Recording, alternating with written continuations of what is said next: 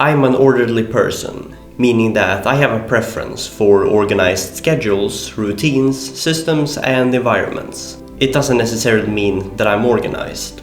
A theme throughout the 62 pages I wrote last month for my journal experiment is a theme of being lost. A contributing factor to that is the lack of order in certain areas of my life. That's why I, for the month of April, set out to spend some time every day to bring more order into my life. Now, what does it mean to organize something? Well, for me it's about streamlining my everyday. You can do that by setting systems in place, like routines and schedules to facilitate what you're trying to accomplish. You can do that by cleaning up your environment to support what you're doing. And you can do it by figuring out what you should do in the first place, for that matter. There is probably no shortage of things to organize, and you can start small. On the last day of the experiment, I sorted some photos and built a better holder for my charging cable. And that was it. This was an experiment that mostly ran in the background and resulted in daily incremental fixes, as well as the making of a big decision. I applied to university.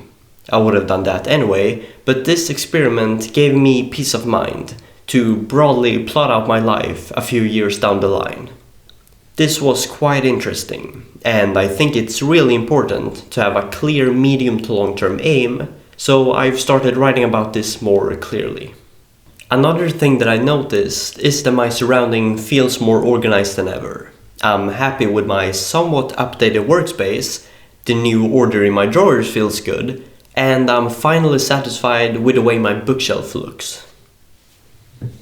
Perhaps it's a good time to make the 2021 room tour, now when I've moved in and minimalized this place, as I said I would.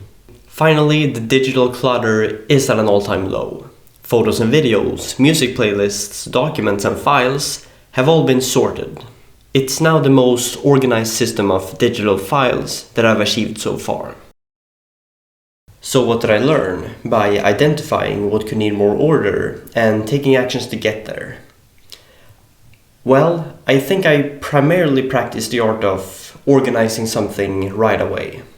I remember this day when it was about time to go to sleep, but I hadn't done the dishes for quite some time. So I had a quick discussion with myself and decided to tackle the problem right away. Other than that, I don't currently see any big lessons to be learned. I'm just happy that my life is a bit more organized, and I do definitely recommend practicing the art of creating order out of chaos. I tracked how I felt about the experiment each day. Green is positive, blue is neutral, and red is negative. It turns out that it was never a bad idea for me to dedicate some time to organizing something that's not in order.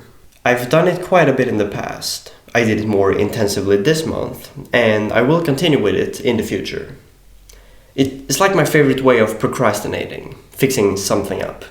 The next big target will be the basement. It's like a whole other world down there, and definitely a place that could need some order.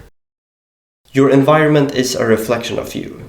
If you see something that's not in order, and that's within your competence zone to fix, you might as well go ahead and fix it to see what happens. Good luck, thanks for watching, and stay orderly.